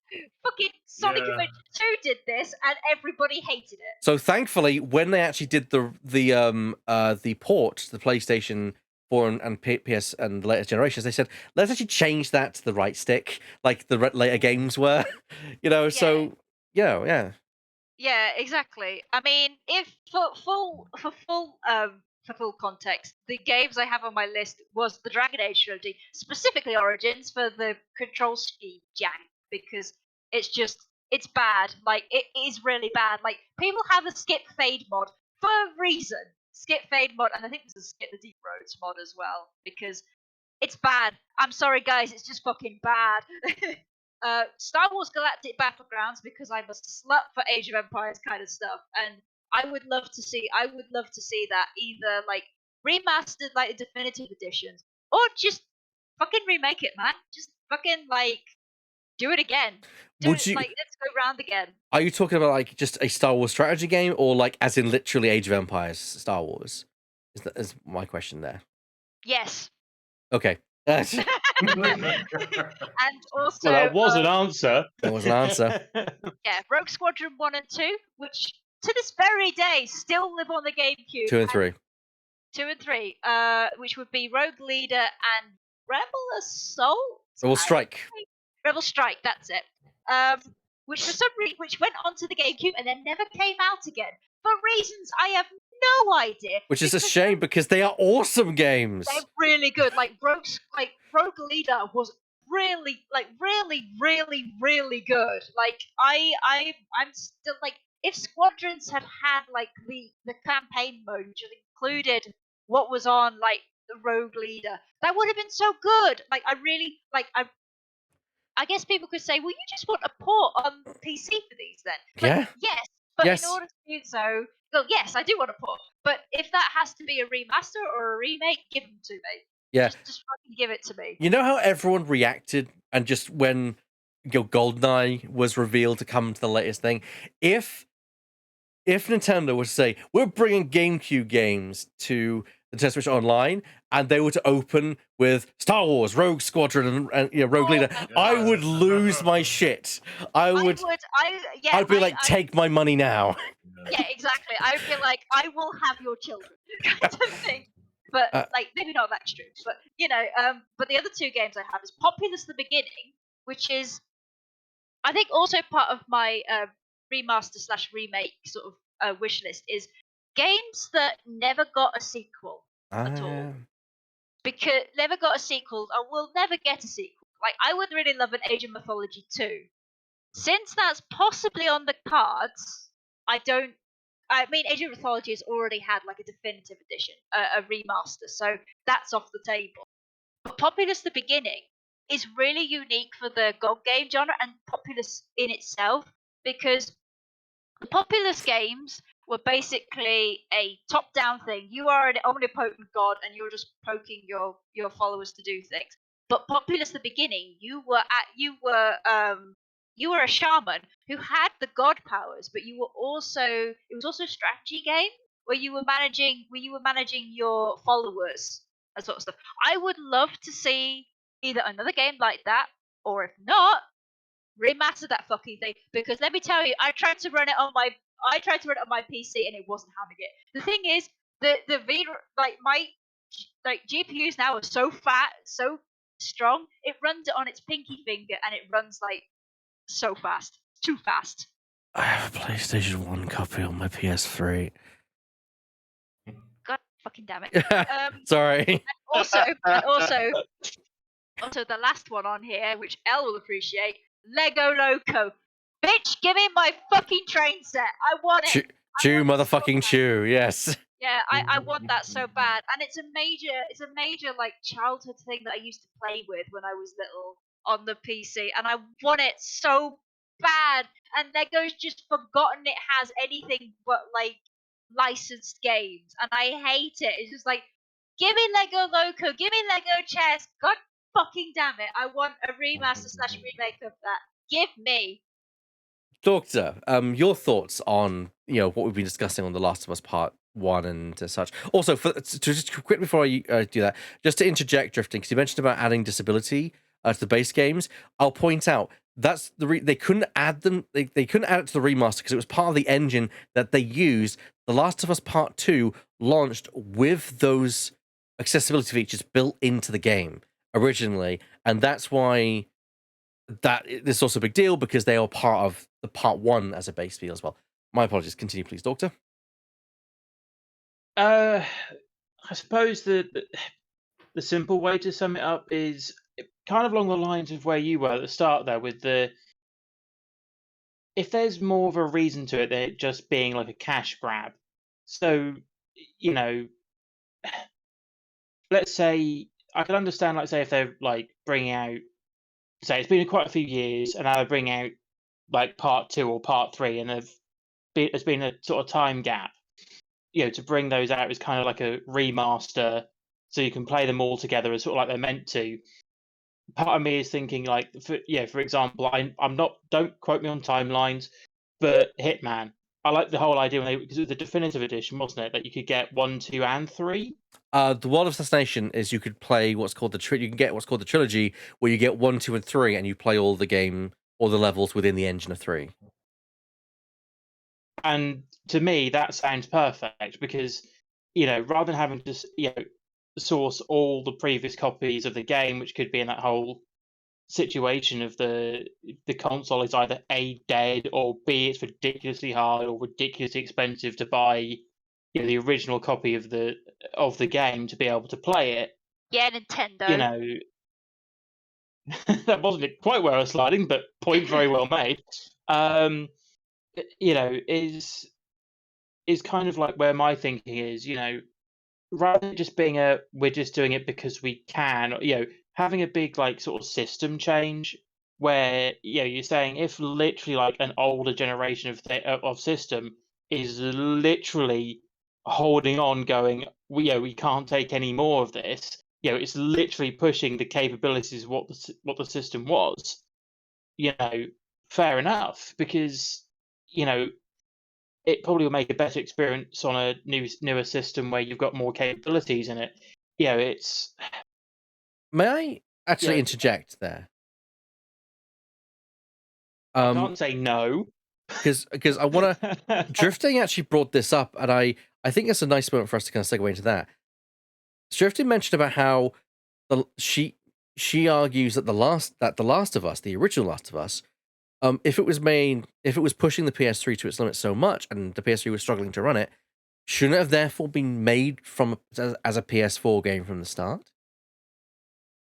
My point to that is, wouldn't that also be like the whole timing of it as well? Is if they put all that effort into it, and it's the whole cyberpunk issue. I was going to try and see if I could rephrase it in a different way. That you could have the company saying we need to get this game out on time because we've invested so much money and we can't hold on to it until a new system comes out, and they had to make the best of the job that they could do at the time, kind of thing, if that makes sense.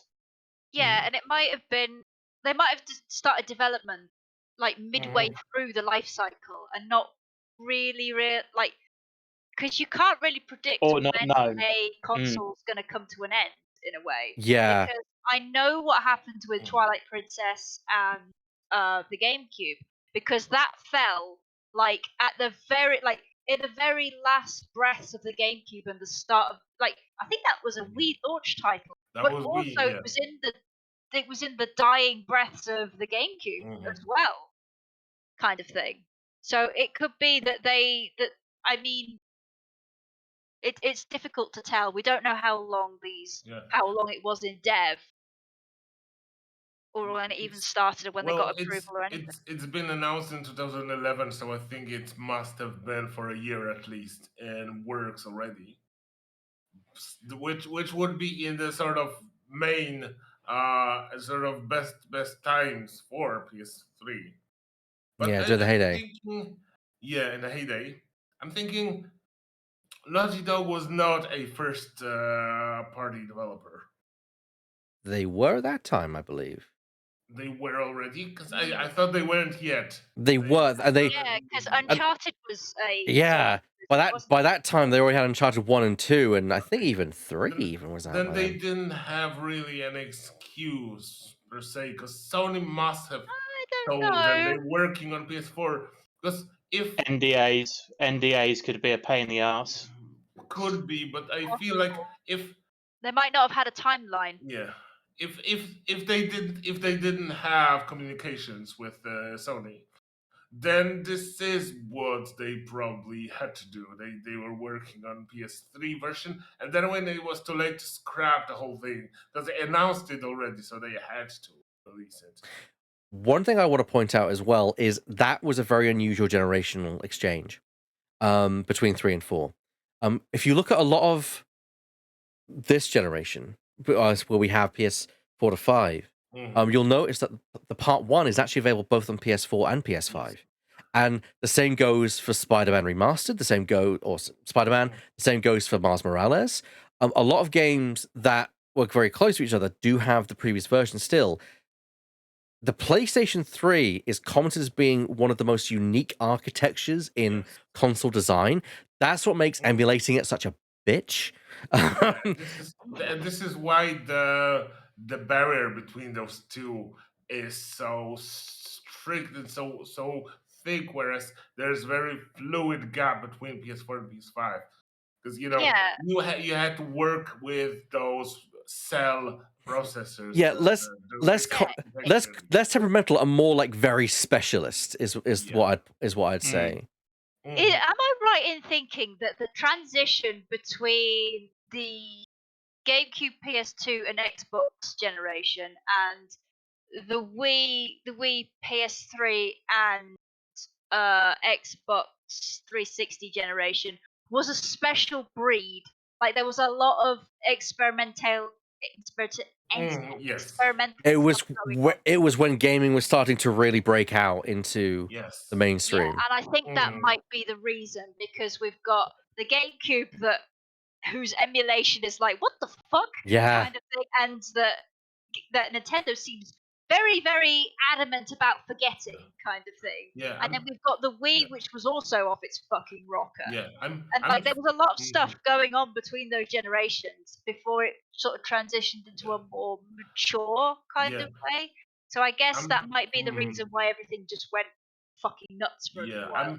I'm feeling that this might be one of the reasons why the games from that generation aren't as happily and readily remade or remastered as the games that were prior to it, or the games Yes. that are after it. That Uh, is, yeah. I mean, you think about it. How many times have those has a game from that generation been remastered? Not like remade, not like The Last of Us Part 1, but like remastered. The Last of Us Remastered is perhaps the only example I can think of a game that was transitioned from the PS3 era to the PS4. The rest just not touched at all. And like even today, I can hop on my PlayStation. I can download and play a PS1 game on my PS5, a PS2 game on PS5, but I can only stream a PS3 playing a PS3 game to my PS5. Yeah. And some of the Wii games have basically just been like only Wii games like Mario Galaxy have sort of crept out. Like Super Mario Sunshine was running on an emulator. Like I have a horrible feeling. I think Burr might have mentioned it to me, and I think he's not wrong. That the original like architecture and original game source code for a lot of GameCube games has disappeared. However, I will just say the hacks that found the Nintendo hacks that found the original dev builds for Gold for Pokemon Gold and It's over. for no, not Silver, because Silver like Gold was made at the same time as Red and Blue. Oh yes, it was. But Silver was secondary because Lugia wasn't even conceived of as a Pokemon until the second movie. Like there's some wild shit going on with Pokemon, let me tell you. But they managed to find like Pokemon that didn't even manage to get into the games. So that also makes me think that there's like Nintendo does keep a good store of original code.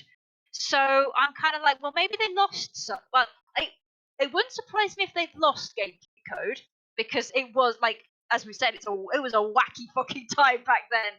But at the same time, I think Nintendo is hiding more in that vault of theirs. I genuinely think that they're holding out on us sometimes. Make sure I'm there with you, Drifting, because I'm quite fascinated as well. I want to get back to Doctor and your thoughts, because I kind of interjected there because you raised a good point about it being close to the end of the life cycle of the system and such. And would you mind continuing on with your thoughts about the remasters and remakes? Yeah. So obviously the other thing with that as well is like you're saying, like the accessibility. That's a crazy thing. Like you take say some games, you take them back years ago, and that was never one of the concerns, and now it's become obviously more of a concern within the most of the game makers and all the companies and stuff to make sure that a lot more people have the ability is an interesting choice of word that I've now just realized to be able to play their games. And the one that was sort of strange to me was like some games now with the colorblind mode. It wasn't until I talked to somebody who is colorblind and went, you realize how much of a big difference that makes. Something like that, which seems so small to some people, makes such a big difference to others. And it's like, that's to me like a crazy thing. If that's the like say the accessibility mode for, you said that was the most recent remake for one because they're doing the engine backwards from two. That's a very good logical sense step to do with that, because obviously the PS3 would never have been able to have coped with that. I'm guessing. Well, it was never back then. This wasn't a thought back then, the accessibility and such. Exactly. Whereas now it is, and like I said, The Last of Us 2 won awards due to accessibility features, and so it was considered to be a big deal, and that presumably is part of the engine, which they can't simply update on the previous one. One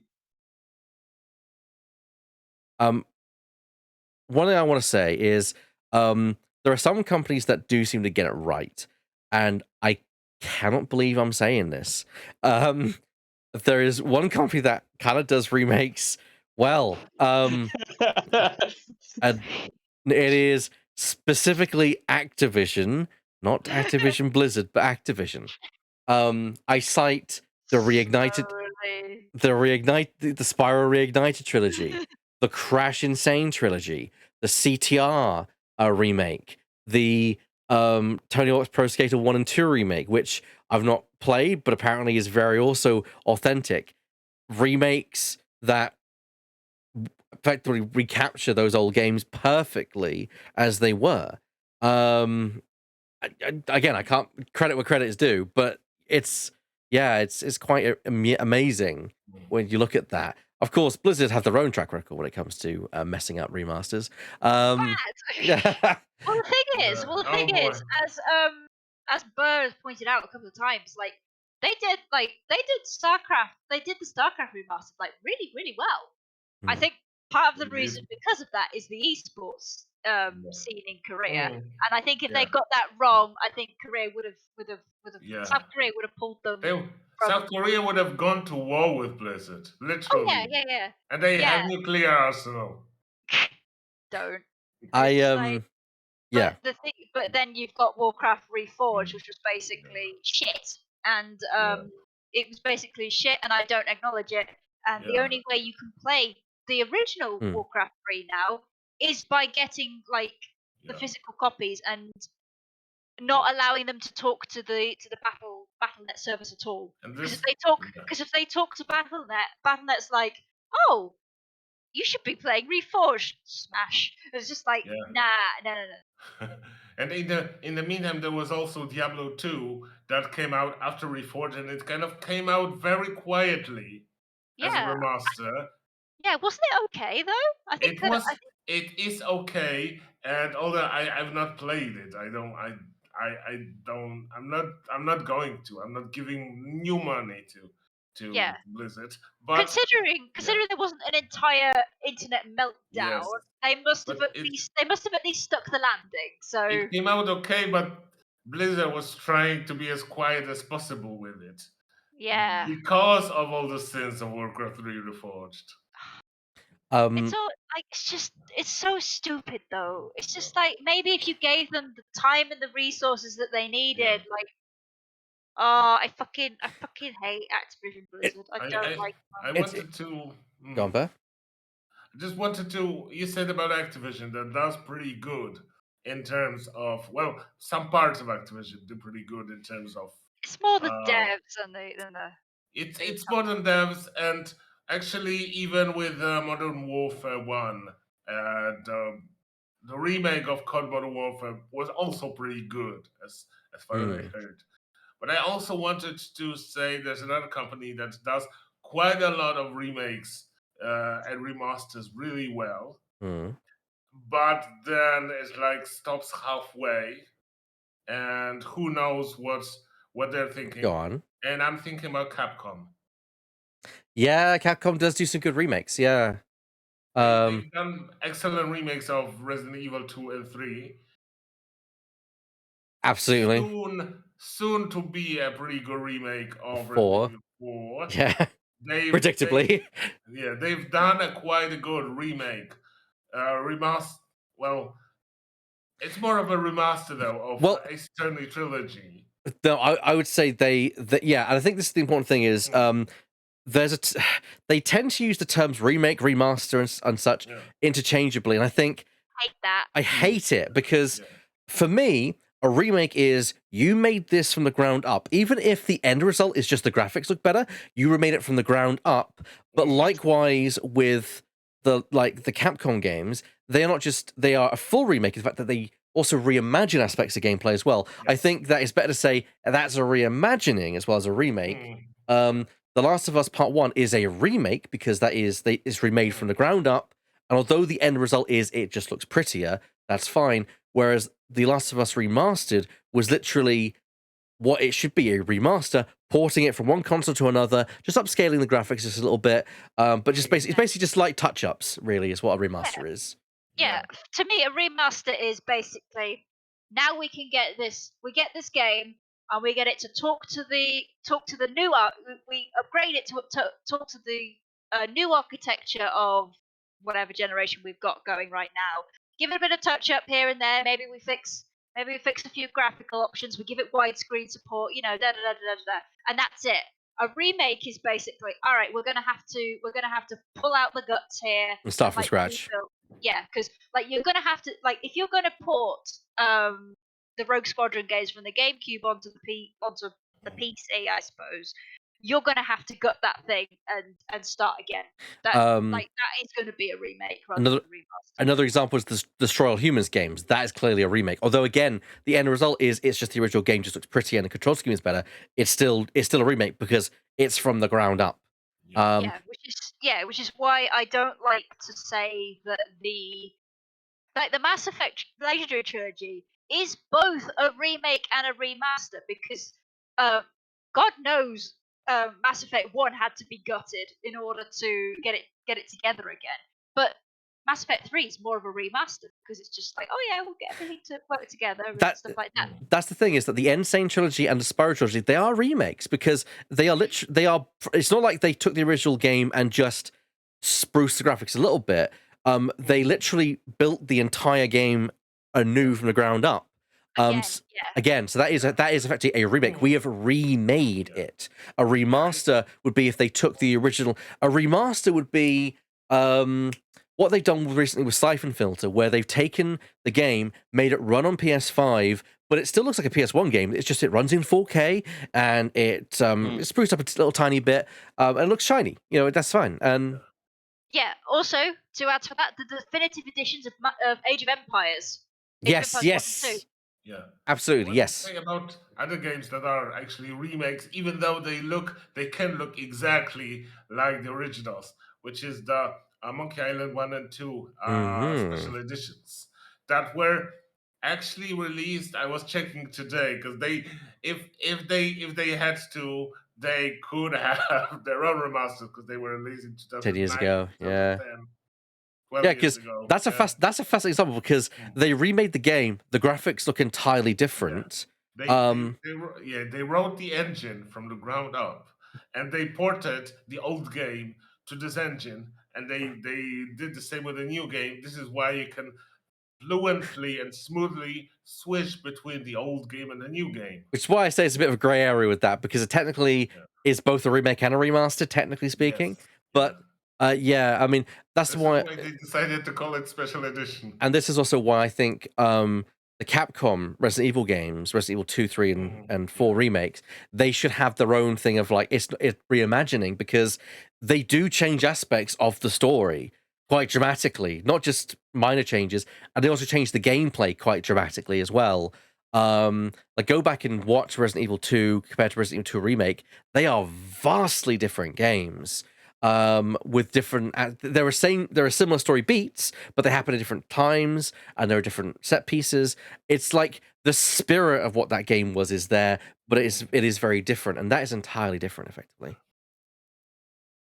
Yes, no, please do. We're here to kind of have a discussion here, Drifting. So please do. Also, Drifting. This is not going to be on test. It's not going to. This won't be on the test. Yeah, no, we're basically throwing ideas at each other and seeing what sticks. So Shadow's gone through what she wants to have. What game she'd love to see get the remaster or remake treatment. Doctor, do you have some suggestions yourself? I was thinking about this as we're going through it. I would love to have seen like the original, like old, you're talking like Need for Speed Underground era, like those ones. They're nostalgic because the fact of like how popular they were, but the graphics on those, they make you cringe. Oh yes, yes. And the fact of like one of the ones that came out was Most Wanted, but that was on the PS3, wasn't it? That was they brought that was the Criterion one.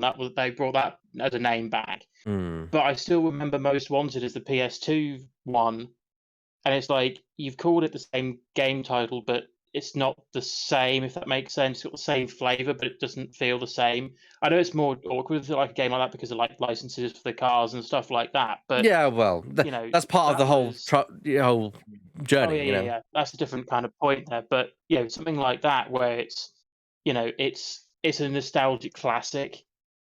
Something like that's been out for so many years, to come back with like maybe say like there's a new engine which makes it run smoother, or they've put stuff in it that makes it feel a bit less clunky or something like that. To me that would feel like I said, you take those examples, great games in their own right, but you look at them now and you go, how the hell did we play on that back then when you look at what we've got now? But you've always got to think with that, that big asterisk going, that's the best we had back then. Like I think the thing that made me realize is when I watched somebody play the original Stronghold game, which was like 2003, and you look at the system requirements for that, the RAM for that is megabytes, not gigabytes. Yeah. And that's where you start to go, they were making the best with what they had at the time. That is literally, that's from you earlier, Shadow. That could, any system now could run that without having to blink. Sometimes, yeah, and the thing is, because it's so small, sometimes it runs quickly. Like when I played Populous at the beginning on my system, because I think of the way it runs, and my computer is quite fast, I think the frame rate is kind of tied to everything, like the speed of the game. Like things will move like, so fucking quickly, and I'm like, whoa, slow down. There's a point in the tutorial where I couldn't get past because everything just went fucking nuts. Slight tangent. So that is a trick in game design. For example, in Fallout 4, on PC, it's capped to 30 frames per second. And so people are like, why is it capped to 30 frames per second? Why did we unlock the frame rate? Because they discovered once they unlocked the frame rate, it fucked with the physics. It messed the physics up so bad. Now it was eventually fixed by the community, but yeah, that can happen to a game sometimes. Yes, that's what happens when you lock physics to frame rate. Yep, and why you shouldn't do it. Yeah, exactly. It might be a developer shortcut, but boy, if fans get their hands on it and they manage to unlock it, oh, you are in for such a heck of a time. It always looks embarrassing when you say, "Oh, we couldn't get around that," and then your fans fix it for you. Yeah. I still remember. That Need for Speed that EA released, and like Total Biscuit managed to unlock the frame rate, and it went completely bananas. Yep. Yeah. What would you like to see remastered? Oh, what wouldn't I? I mean, I had a hard time thinking what I want remastered because a lot of games that I want remastered had been remastered. It's kind of like asking like a kid in the candy school, "What do you want?" Isn't it? But the more I was thinking, the more my thoughts gravitated to Star Wars. Yes. And I would really, really want to see. My brain is just gone there. The old simulation games remastered. There's so many like really unique Star Wars games from the past that are so good. We were talking about this today, weren't we? Yeah. On the Squadrons engine, that would be amazing to play X-Wing, TIE Fighter, X-Wing versus TIE Fighter, and X-Wing Alliance. To have it played on the Squadrons engine, that would be amazing. Can you imagine? Can you imagine like Rogue Leader on the Squadrons engine? Just fuck me. That's not just because of the graphics, but also because I would like to use a HOTAS. I would like to use a controller. I would like to use some sort of good quality controller, or even control it normally with a mouse and keyboard. Yeah. And not the way that I played TIE Fighter back almost 30 years ago, where I killed 3 mice. Ouch. You have to scroll through, especially when you were hunting A-Wings, because they're fucking horrible. Yeah, chat, for context, like this was when mouse balls were a thing. That's why. Yes. we got optical sensors now. Yeah. Boy howdy, that's how useful that is. Yeah. But that's one thing I would love to have done remastered. Also, another thing that I would love remastered is there's 2 adventure games called Little Big Adventure, or I think in America they're called Relentless Twin Sense Adventure. Never heard of them. They are amazing, wonderfully looking back then, really interesting isometric look 3D adventure games. But the looks of them and especially the controls of them were just horrible. You had a couple of different ways of moving. You had sneaky, you had aggressive, you had regular. And it was so hard to switch between them. It was so hard to move and control things in that game. I would love to have that idea rethought and see those games reimagined in a new version. Fair enough. And I was thinking whether I would want the fighting games from my childhood, like Mortal Kombat 1 or 2, or some others remade, because they would really benefit from modern controls like fight sticks and such. But then I realized actually there is a game that did that, because the Mortal Kombat 9. Mortal Kombat 9 from 2011 was basically a remake, yeah. Mortal Kombat, not even Mortal Kombat 9. Yes. It's actually Mortal Kombat 1, 2, and 3. Reimagined. Rebooted and reimagined, yes. I was going through like list of games which I'd like to see. I'd like to see Ape Escape get an entry, even though the current one on that they've released for PS5, the remake of which is number 1 but upscaled. It's the PlayStation 1 game but upscaled to PS5 with trophy support. Looks amazing. I would like to see it. It's still a PS1 game at the end of the day. I'd love to see what they could do with it. Definitely the Rogue Squadron series that was always going to be on my list somewhere. Um, and when it comes to kind of games out there, I want to see Medieval 2. I really liked Medieval 1 when that was remade a few years ago. I also think 2D pixel art games would look amazing. Like, I would love to see what Castlevania Symphony of the Night would look like Oh, with a God, remake. yeah. That would be amazing to see this kind of 2D art style in a modern time with high definition graphical fidelity. I'd love that. Yeah, and Lego Races. My Lego game choice is Lego Races. I'd love to Yeah. get back in the race course with that. And Metal Gear Solid. I'd like to see Metal Gear Solid 3 particularly get a remake. Funny enough, because I was actually going to mention this earlier, but I completely forgot about it. The reason you can't use time as a gauge is because Metal Gear Solid 1, Metal Gear Solid the Twin Snakes. The Twin Snakes is a remake of Metal Gear Solid 1. There's only 4 years between them. PlayStation 1 and GameCube. And yet the difference between them is night and day. In terms of how they play and how they look. Yeah, exactly. And also, as a quick addition, this is more just like I just want this re-released for like the Switch or something. Nintendo, can I have my Double Dash, please? I would really like Mario Kart Double Dash. Please bring that back. Please, Senpai, please bring that back. What platform was Double Dash on? GameCube. Oh, of course.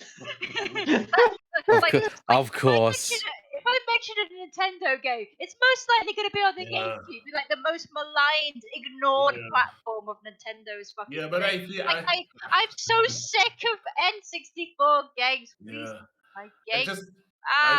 I just fear the reason is the same as with like PS3 because the engineers are looking at the architecture, scratching their head like, "The fuck do we do with What do we do it?"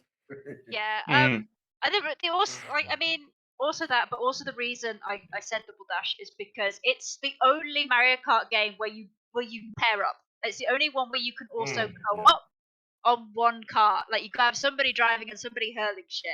And like I played that once with my then boyfriend, and it was a fun ass time. And I would really love to play it because imagine this, if you will, chat. Like you only had eight carts with races, with a pair of races in each. Like, can you imagine like 16 people in one game but paired up to a cart each? That would be amazing, and I would love to see it, kind of thing. That sounds like a potential for Friday Fun Times if that ever came out. Yes, I was thinking about Friday Fun Times when we pair up to play. Exactly. The only problem there, though, is the Nintendo online connection. From the chat, because we're gonna have to wrap this up because we're over time about it at 10 minutes. Is Drifting, who says that they'd like to get the Left 4 Dead 2 or first one remastered. Which other than they don't really want any changes other than a graphical update, which that's a fair request. It's not game's 10 years old by this point, so especially since there's not many new people in the Left 4 Dead franchises, and people who still play them are just way too good for any new person to join. So if those games were remastered or remade, that would get more new people in. Yeah, and it doesn't seem like Valve wants to do a third. It doesn't seem like Valve could count in threes, so no. Three is a cursed number. There's never gonna be a Portal 3, Dota 3, 1, 2, Half-Life 3. 1, 2, 4. Left 4 Dead 3, never. Yeah, the number 3 hurt them somewhere. Yeah. All right, so we're just going to do the sign off. I think this has been a good discussion about remasters, remakes, and when a game deserves it. I think we came up very consistently that a game deserves it when it's kind of become inaccessible for a multitude of reasons. And I think that there's no really one fixed reason. Price is a factor. I will say, Last of Us Part 1, very expensive. I will say a bit too expensive for a remake. But from the perspective of someone who already has The Last of Us remastered on the PS4, they don't really have an incentive to buy The Last of Us Remastered. No.